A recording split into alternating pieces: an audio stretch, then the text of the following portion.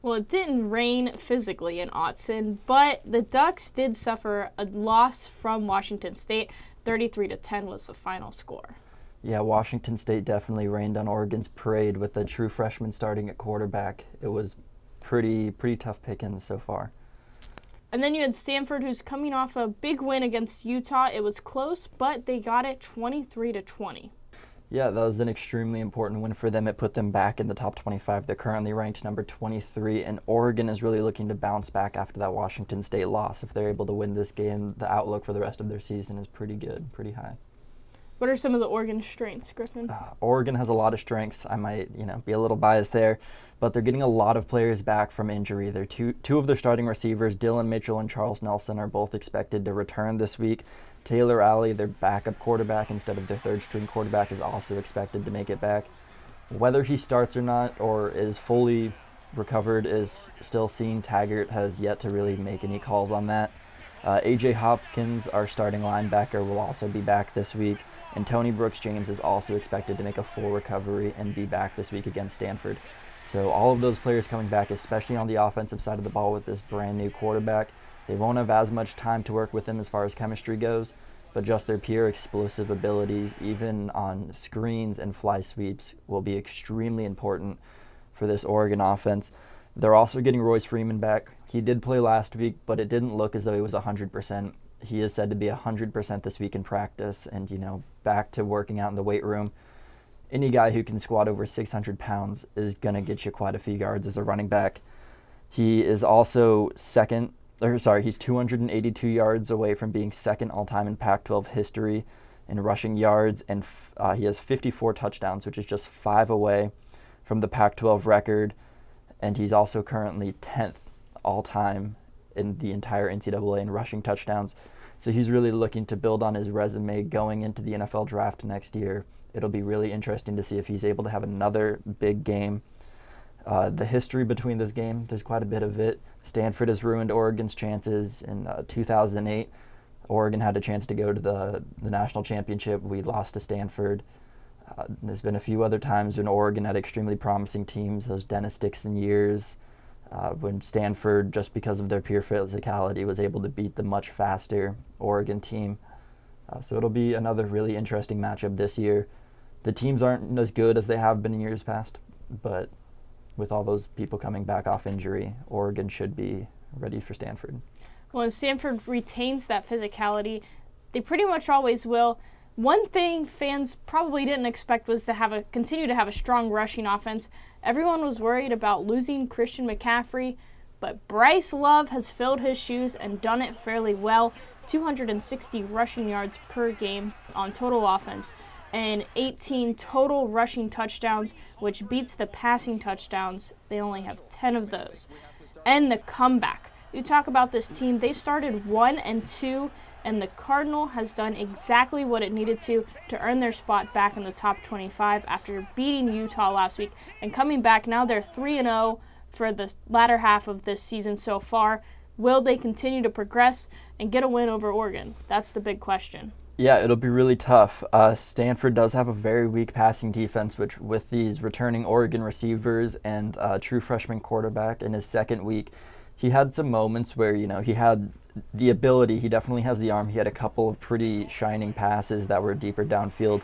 But the Stanford defense allows 251 passing yards per game, which is something that Oregon will definitely look to exploit. That play-action pass with Royce Freeman and Tony Brooks-James coming back is going to be something that's really going to help out this true freshman quarterback. And it's going to be really tough on that Stanford secondary that's already lacking in just overall skills. Stanford is definitely, as you've said, a more physical run-stopping defense. But against a team like Oregon with those explosive receivers on the outside, you really have to cover both. You can't just focus on the middle. And Oregon takes Stanford's weaknesses and magnifies them. These teams are very similar, just comes down to who's stronger in certain categories. Oregon suffers also with their secondary, allowing 244 passing yards per game. They're inexperienced, and the rookie mistakes have shown.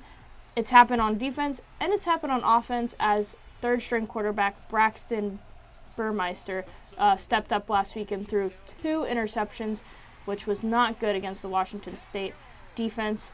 And the quarterback controversy is still up in the air. Will Braxton start now that Taylor Alley is back?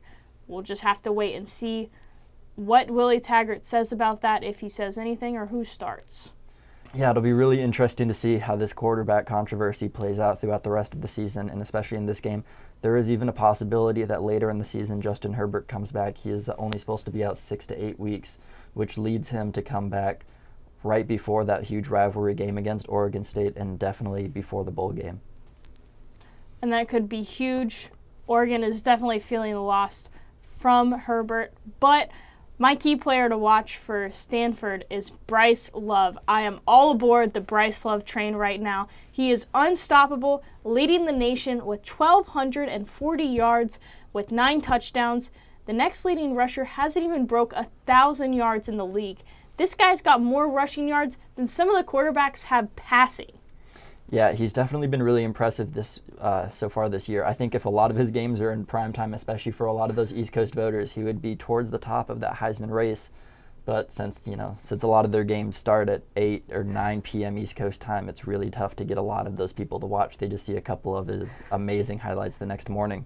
My key player to watch is really all of the players coming back for Oregon. I've talked about him quite a bit in this segment, especially Royce Freeman back at full health. He's having an amazing season, even not being at 100%. Now that he's finally back at 100%, behind that offensive line, I think that he could do amazing things. Also, Terrell Crosby, the Oregon Ducks left tackle, hasn't allowed a single sack or hit on the quarterback at all this entire season, which is really going to help out this true freshman quarterback. Who do you have so far in this game? I'm going to have to go with Stanford. As I said earlier, Stanford's weaknesses are magnified by Oregon's weaknesses, so I think it's going to come down to rushing. That's going to be a huge thing in this game, especially with inexperienced quarterback for Oregon. And Bryce Love is going to take on Royce Freeman, and Bryce Love's going to win any day. Yeah, I'm not sure about that. I think this is by far the most physically gifted defense, and with getting A.J. Hopkins back at starting middle linebacker, and our secondary is finally back at full strength, we have a pretty good front seven just in general. But getting that senior leadership of A.J. and also having, just the lack of injuries, it really helps morale, especially on the defensive side of the ball. And that Oregon offense being able to possess the ball. Last week they were absolutely abysmal on third downs. They were 2 for 17. But I think this week against a Stanford team where they're not going to need to pass as much, they're not going to be playing from behind like they were as much against that Washington State team, I have Oregon winning this game. Well, that's all for now. I'm Janae Muchmore. And I'm Griffin Parkers. Thanks for watching, guys. And be sure to check out our other weekly matchups on the right side of your screen. Have a great night. Have a good night.